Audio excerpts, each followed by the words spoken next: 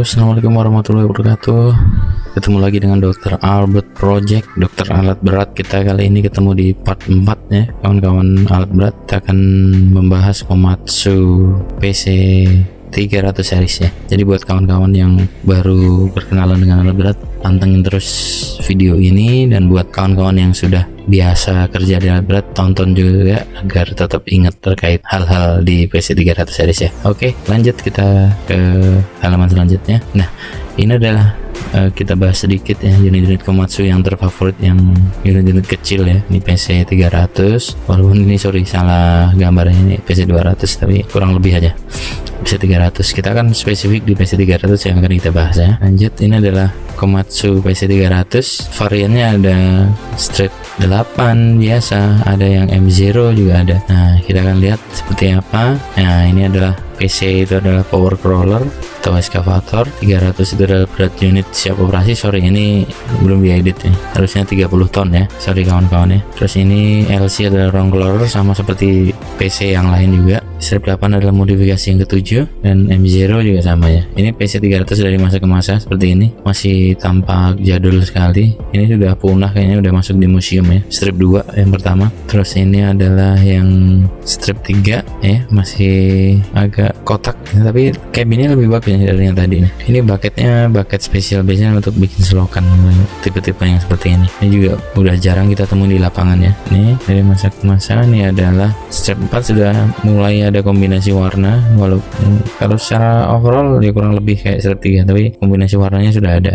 Kalau yang ini adalah strip 6. Strip 6 sebenarnya sampai sekarang sebenarnya masih ada, tapi udah jarang dioperasikan. Sebenarnya bentuknya sudah cukup bagus ya, sudah kelihatan oval-ovalnya, udah ergonomis ya, udah bagus. Nah, ini yang strip 7. Strip 7 sudah cukup kelihatan modern ya, cabinnya terlihat lapang, terus tulisan Komatsunya juga udah diperbesar. Fitur-fiturnya juga tentunya berbeda dengan yang strip yang sebelumnya, karena ini lebih canggih. Kita lanjut ke ini adalah penampakan dari PC 308 M0 ya. Ini buat kawan-kawan, M0 biasanya sama dengan PC 200 juga, ada mata kucingnya 2, sebelah kanan sama kiri. Distributornya adalah PT United Tractor, kisaran harga baru 2,8 sampai 3,2 M, exclude PPM, jadi belum termasuk sama PPN biasanya. Cuman ini lagi turun semua sih gara-gara pandemi kayak gini, jadi harganya turun kisaran kemungkinan 2,8. Nah, buat kawan-kawan silahkan tonton dulu videonya, check it out.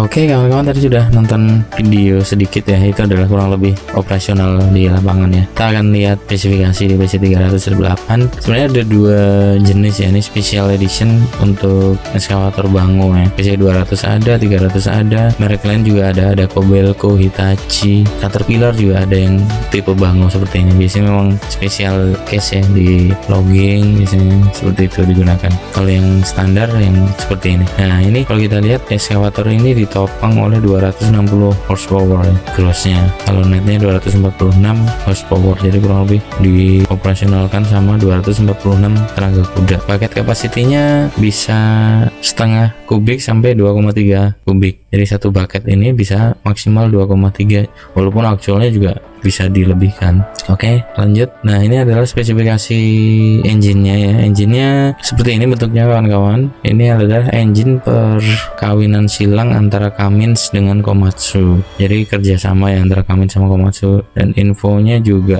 si Cummins udah sahamnya dicaplok juga sama Komatsu gitu. Nah, ini modelnya SA6D 114 S3.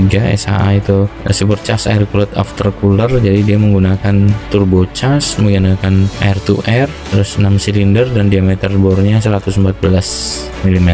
Nah, ini dari grossnya ya 246 netnya, sorry. Nah, dia udah ada all electrical, jadi udah memakai fuel pump, dan ini ada di dalamnya ada injektor electrical.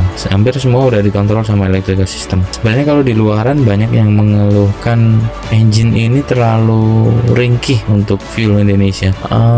Sebenarnya kalau di maintenance dari awal, terus si customer bisa melakukan treatment terkait fuel yang digunakan, fine aja sih. Selama ini customer yang udah maintenance-nya bagus itu fine aja. PC300 memang kadang-kadang keluhan itu muncul dari customer yang retail, customer kecil-kecil yang unitnya direntalkan, yang makan solar seadanya lah. Solar Indonesia tahu sendiri, nyari solar kotor aja susah, apalagi nyari solar bersih.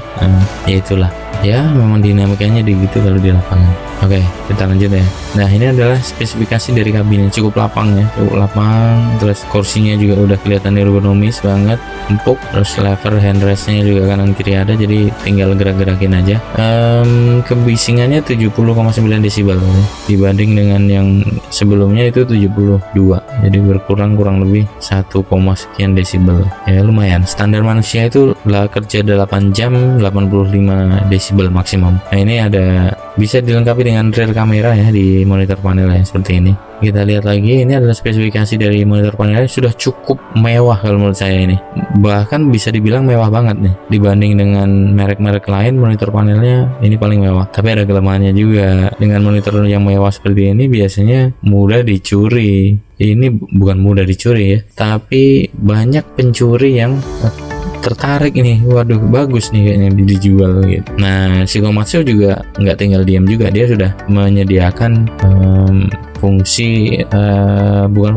tambahan komponen ya untuk anti maling. Seperti ini, monitor panel kita kasih safety guard yang nanti di welding mati ke sasis. Terus yang di belakang juga ada ini cover belakang yang terhubung dengan, ada telinganya yang bisa ditaruh gembok 2 gitu, jadi lebih aman sebenarnya. Tapi ya paling Indonesia lebih kreatif sih dari ini sebenarnya. Gampang aja bobol seperti ini. Nah, ini kalau kita lihat dari fitur-fiturnya sebenarnya cukup lengkap sekali ya. Jadi kalau yang sudah paham di lapangan, itu semua data unit sebenarnya ada di dalam sini. Jadi nggak perlu lagi download pakai laptop untuk ngelihat-lihat detailnya. Kalian di sini mulai dari setting, adjustment, operator mode, service mode, terus ngelihat dalaman-dalaman nilai-nilainya itu sudah ada di dalam sini semua. Karena ya semua juga menggunakan jalur CAN ya. Jadi centralize-nya di monitor panel ditampilkan, kita bisa membaca satu persatu. Error pun demikian. Nah, seperti ini tadi masih tampilan kurang lebih sama ya, high resolution. Nah, ini unit ini sekarang sudah didesain dengan